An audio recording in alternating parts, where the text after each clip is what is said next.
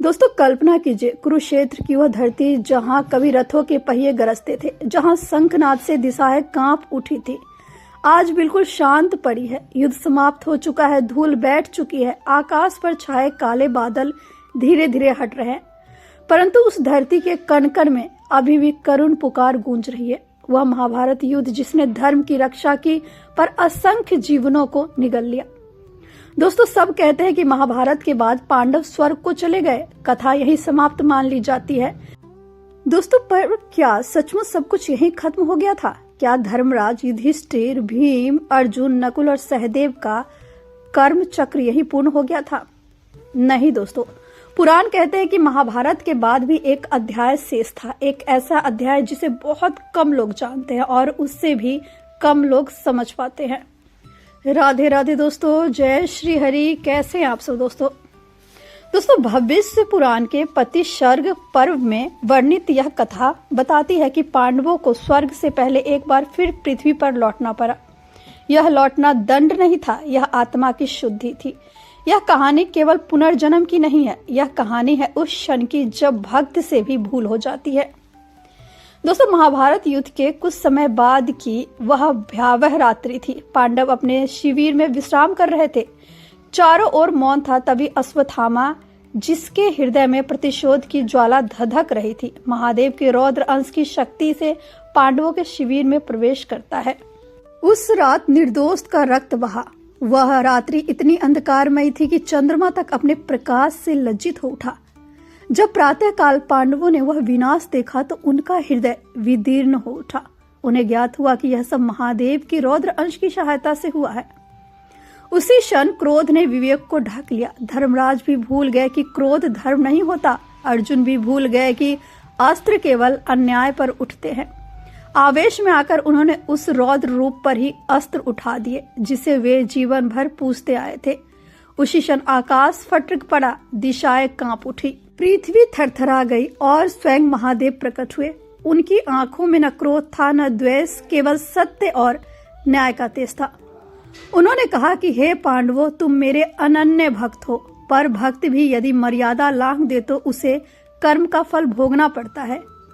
अज्ञान में किया गया कर्म भी कर्म ही कहलाता है। पांडव भयभीत हो गए। तभी श्री कृष्ण आगे आए। उनके नेत्रों में करुणा थी। उन्होंने महादेव से क्षमा याचना की। महादेव ने क्षमा तो कर दी, पर कर्म का विधान नहीं बदला। उन्होंने कहा कि तुम्हें पृथ्वी पर एक और जन्म लेना होगा। उस जन्म में तुम अपने शेष कर्मों को भोगोगे और तब तुम्हें उत्तम लोक की प्राप्ति होगी। श्री कृष्ण ने तब वचन दिया कि यदि मेरे सखा पुनः पृथ्वी पर जाएंगे तो मैं भी उन्हें अकेला नहीं छोड़ूंगा। मैं भी उनके साथ अंश रूप में अवतरित होऊंगा ताकि वे मार्ग से न भटके। महादेव मुस्कुराए। श्राप वरदान बन गया। समय बदला, युग बदला, शरीर बदल गए, पर आत्माएं वही रही। युधिष्ठिर वत्सराज के पुत्र राजा बलखानी बने और शिरीष नगर पर धर्म पूर्वक शासन किया। भीम वाराणसी के राजा वीरन बने, जिनका पराक्रम जन्म जन्म में प्रसिद्ध हुआ। अर्जुन राजा परिलोक के पुत्र ब्रह्मानंद बने, जिनकी धनुर्विद्या अद्वितीय थी। नकुल कन्याकुब्ज के राजा रत्न भानु के पुत्र लक्ष्मण बने और सहदेव राजा भीम सिंह के पुत्र देवी सिंह के रूप में जन्मे। और स्वयं श्री कृष्ण महावती नगर में राजा देशराज के पुत्र उथल अर्थात उदय सिंह बने। दोस्तों वे अवतार नहीं थे, पर उनकी चेतना कृष्णमय थी। जहां वे होते वहां धर्म स्वतः प्रकट हो जाता है।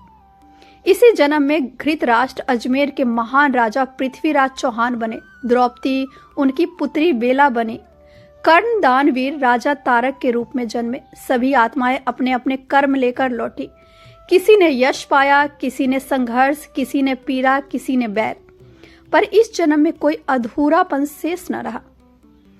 दोस्तों जब कर्म पूर्ण हुआ, जब आत्माएं निर्मल हुई, तब सभी अपने अपने लोगों को लौट गए। इस प्रकार पांडवों का पुनर्जन्म किसी दंड की कथा नहीं, बल्कि आत्मिक संतुलन की कथा है।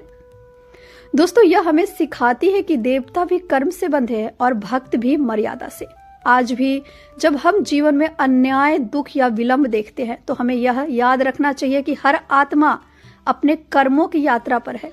कोई भी घटना व्यर्थ नहीं होती, कोई भी पीड़ा बिना कारण नहीं आती। दोस्तों और यही इस महान गाथा का सत्य है कि जीवन एक नहीं अनेक अध्यायों में पूर्ण होता है। जब तक कर्म शेष है तब तक जन्म शेष है, जब कर्म समाप्त होता है तभी मुक्ति मिलती है। दोस्तों, यदि यह कथा आपके हृदय को छू गई तो समझ लीजिए कि यह केवल कहानी नहीं थी, यह आत्मा की स्मृति थी। महादेव की कृपा दोस्तों आप सब पर बनी रहे। श्री कृष्ण का मार्गदर्शन आपके जीवन को अलौकिक करे। हर हर महादेव। जय श्री हरि।